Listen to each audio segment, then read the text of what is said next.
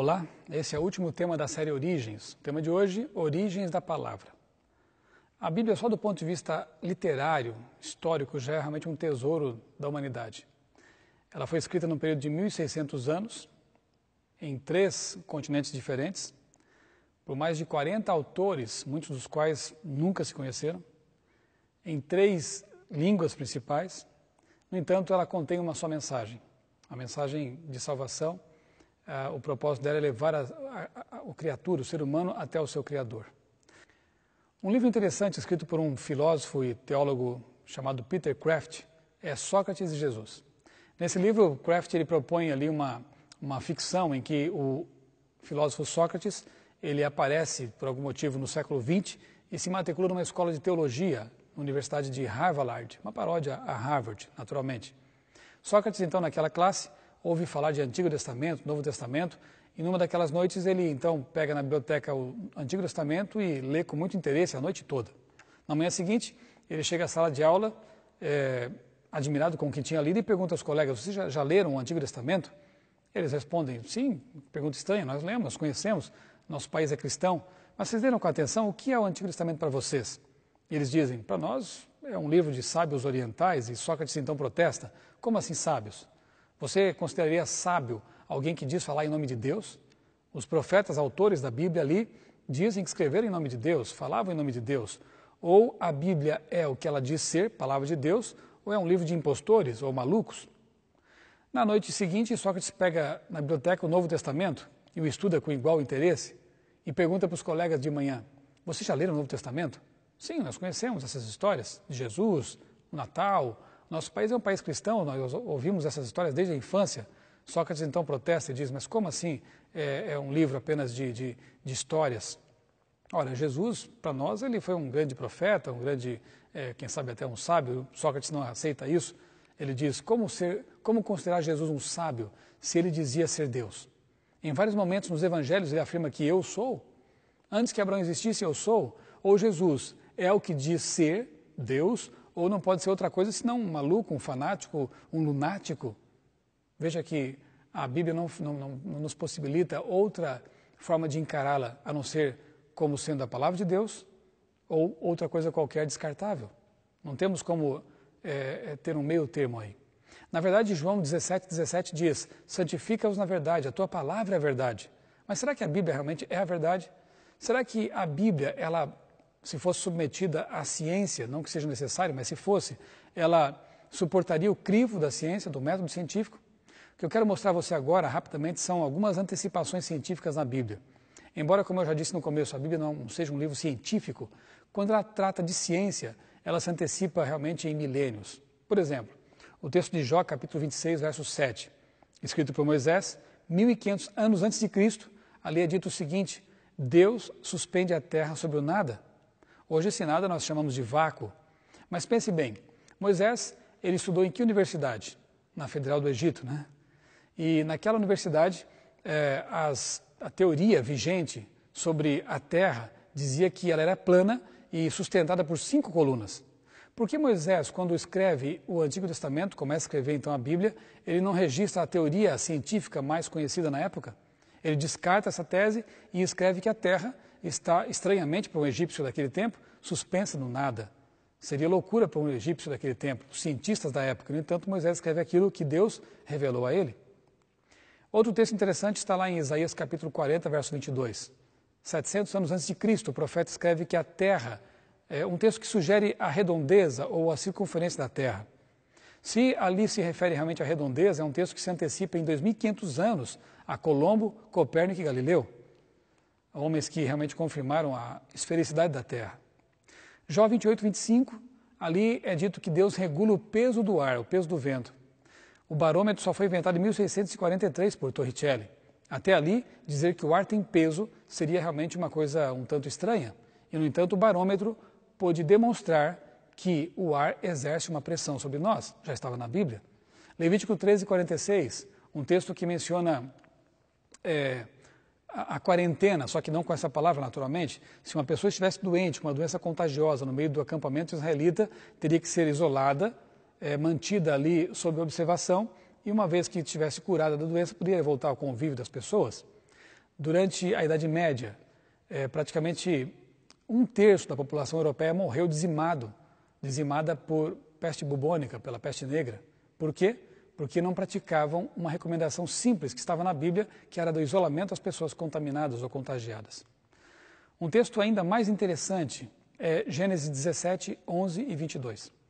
Ali, Deus convida Abraão a estabelecer com ele um pacto, e esse pacto seria firmado e demonstrado, né, por meio da circuncisão. E Deus diz a Abraão, olha, circuncide os meninos no 8º dia. Bem, se Abraão não fosse o pai da fé, ele poderia questionar a Deus, mas Senhor, por que no 8º dia? Por que não no 1º dia? Quando nasce já está ali chorando e tudo mais, já se resolve esse assunto? 8º dia, Abraão não questionou. Porque se questionasse, haveria um problema aqui. Deus teria que explicar para Abraão alguns detalhes que ele não saberia realmente naquele tempo. Primeiro, não tinha a mínima ideia do que seria a circulação sanguínea. E outra coisa, sabe-se que do 1º ao 5º dia de vida de um bebê, a protrombina, que é uma das substâncias que promovem a coagulação do sangue, ela está em níveis baixos na circulação. No 8º dia, ela se eleva a 100% e estabiliza para o resto da vida. Ou seja, se do ponto de vista da coagulação, naquele tempo não tinha anestesia, não tinha recursos médicos, eles tinham que contar apenas com o poder de cicatrização natural do corpo. No 8º dia, esse recurso funcionaria muito melhor do que nos dias anteriores. Como Abraão podia saber disso? Não sabia. Foi uma revelação proveniente do criador da protrombina, criador da circulação sanguínea. A Bíblia também apresenta ali dicas muito interessantes a respeito do estilo de vida ideal. Note, no Egito Antigo, a expectativa de vida era de apenas 40, 50 anos. Quando os hebreus saem do Egito e vão para o deserto, guiados por Deus, a expectativa se eleva a 70 anos, segundo o Salmo, mas na verdade 70 vivendo bem, depois disso vem canseira e enfado, como diz a Bíblia, não é? O que mudou? Veja, no Egito, se o faraó ficasse doente, algum dos sábios teria que preparar ali um remédio que consistia em algumas misturas interessantes, estranhas, dente de burro ali macerado, transformado em pó, fezes de rato e sangue de morcego, coisas parecidas, e o faraó bebia aquilo. Se não morresse, realmente não morreria mais, né? Então veja, a medicina do Egito era assim, baseada em misticismos e em beberagens assim muito estranhas. Quando o povo de Deus sai do Egito, Deus faz com que eles desaprendam essa medicina, entre aspas, e aprendam a medicina preventiva que envolve luz solar, repouso adequado, exercício físico, água pura, confiança em Deus, ou seja, 8 remédios propostos ali na Bíblia. E o que acontece? Longevidade, não por acaso. Funciona até hoje, se você colocar em prática essas dicas de saúde que estão na Palavra de Deus. Bem, nós podemos falar um pouquinho também sobre a arqueologia bíblica e o testemunho dela a respeito da veracidade histórica da Palavra de Deus, da Bíblia Sagrada. Em 1798, Champollion, um jovem sábio francês, ele traduziu a Pedra de Roseta.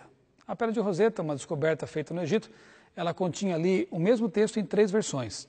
Grego, conhecido, sempre conhecido, e 2 línguas egípcias até então misteriosas. Com base no grego, Champollion foi traduzindo, foi decodificando a língua egípcia e com isso, então, com esse trabalho concluído, pôde-se inaugurar a egiptologia e o Egito Antigo foi reaberto à pesquisa dos arqueólogos. É interessante notar que Moisés escreveu a Bíblia em hebraico e não em egípcio. Você já pensou nisso? Ele podia ter usado a língua chique da época, o hieróglifo, quem sabe? Os caracteres hieroglíficos, que ele conhecia muito bem porque estudou no Egito. No entanto, ele escolheu a língua dos escravos, o hebraico, para escrever a Bíblia. Eu não creio que tenha sido uma escolha, mas sim mais uma orientação proveniente de Deus. Porque se a Bíblia tivesse sido escrita em língua egípcia, por muitos e muitos séculos ficaria oculta do conhecimento das pessoas. Até que Champollion, em 1798, traduzisse os hieróglifos e ela então seria compreendida. Mas não, ela foi escrita em hebraico. Por quê? Porque Deus queria que os leitores daquele tempo já entendessem e que ela fosse sempre entendida ao longo da história, porque o hebraico nunca se perdeu. É uma língua morta, fixada no tempo e sempre foi inteligível. Sabedoria divina aí também. Durante muito tempo, alguns críticos diziam assim, olha, mas o que garante que a Bíblia, nessas cópias e mais cópias, não foi adulterada, a sua mensagem não foi modificada? Talvez a resposta pudesse ser apenas, eu confio que Deus iria preservar o relato do seu livro, mas em 1947, foram descobertos alguns cântaros em cavernas de Qumran, lá no Mar Morto, dentro dos quais havia pergaminhos, contendo também textos da Bíblia. O rolo de Isaías está completo, intacto, e há fragmentos de praticamente todos os livros da Bíblia ali, nesses materiais, nesses pergaminhos. Com base no tipo de jarro e nas moedas que havia ali, eles puderam datar esses livros, esses rolos, em até 250 anos antes de Cristo. Mas qual é o interesse nisso? Bem, até essa descoberta dos manuscritos do Mar Morto, a versão bíblica mais antiga datava de 900 anos depois de Cristo, ou seja, essa descoberta era de uma versão bíblica mais de 1000 anos mais antiga do que a versão mais antiga que eles tinham até então. Se você pudesse ler aramaico e hebraico, o que você faria ao descobrir esses manuscritos? Tenho certeza que, se você for realmente um curioso, você iria comparar as duas versões. E os incrédulos ficaram pensando, agora vão provar, quer ver, que realmente há incoerências, há inconsistências no texto bíblico. Já os judeus, os protestantes e católicos, que creem que a Bíblia é a palavra de Deus, entenderam que agora sim haveria uma confirmação histórica de que a Bíblia, ela passou pelos séculos intocada, sua mensagem foi preservada. E não deu outra, né? Depois de muita pesquisa, pôde-se perceber que os manuscritos do Mar Morto provaram que o texto bíblico realmente foi preservado ao longo dos séculos. Quer saber mais? Se essa Bíblia, se essa versão bíblica era de 250 anos antes de Cristo, isso significa que era a versão corrente no tempo de Jesus. E ele falou muitas vezes, errais não conhecendo as Escrituras, examinais as Escrituras, nunca leste as Escrituras. Ou seja, ele, Cristo, estava autorizando aquela versão. E se aquela versão, ela corresponde à versão que temos hoje, podemos dizer, claro que embora seja traduzida para o português, no nosso caso, mas podemos dizer o seguinte, a Bíblia que eu leio hoje, a Bíblia que eu estudo hoje é compatível, é a mesma que Jesus leu, estudou e recomendou no tempo dele. É um achado realmente interessante. Durante algum tempo, céticos diziam que, por exemplo, as pragas do Egito não tinham acontecido, era apenas uma lenda bíblica. Até que, tempos depois, foi descoberto no Egito um papiro do sacerdote Pulver, no qual ele menciona algumas pragas do Egito. Então, mais um achado extra-bíblico estava confirmando um relato bíblico do qual céticos discordavam e não puderam mais discordar. Existem muitas e muitas outras descobertas arqueológicas que confirmam o pano de fundo histórico da Bíblia. Eu quero convidá-lo a ler em meu blog criacionismo.com.br a seção Arqueologia Bíblica. Ali eu tenho publicado vários achados arqueológicos que confirmam realmente a historicidade da Bíblia. Estude-os, analise-os e veja que a Bíblia é o documento antigo que mais dispõe de evidências históricas, de fragmentos, de achados arqueológicos que a confirmam. Vale a pena você conhecer esse material para que você realmente tenha confiança nesse livro singular. Mas existem outras evidências que eu posso mencionar aqui rapidamente. Por exemplo, a Bíblia se compõe de 66 livros plenamente harmônicos, não há discordância entre eles. Jesus, que é Deus, a chamou de Palavra de Deus. A Bíblia é um livro indestrutível, apesar das perseguições. É o livro mais perseguido na história e permanece até hoje. As profecias perfeitamente cumpridas, como por exemplo Daniel capítulo 2, em um capítulo só da Bíblia, toda a história da humanidade está ali resumida. Daniel capítulo 8, 9, Apocalipse, tantas outras profecias fantásticas e cumpridas à risca. Mas, se eu fosse resumir em apenas um ponto, por que eu acredito que a Bíblia é uma palavra de Deus, um livro singular, eu diria porque ela tem poder de transformar vidas.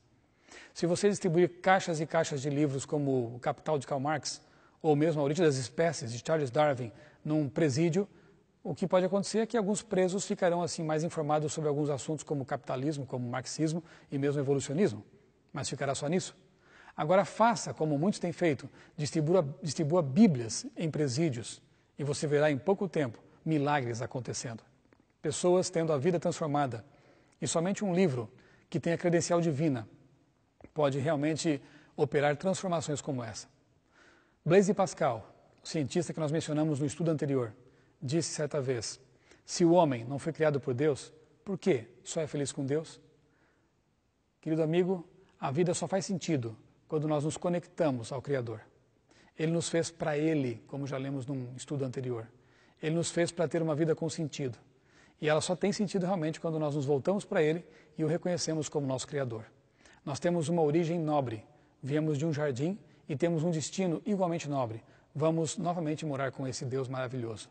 Pense nisso, analise todos os argumentos que foram apresentados aqui nessa série e, como disse Sócrates, siga as evidências, levem aonde levar. Um grande abraço para você e até a próxima.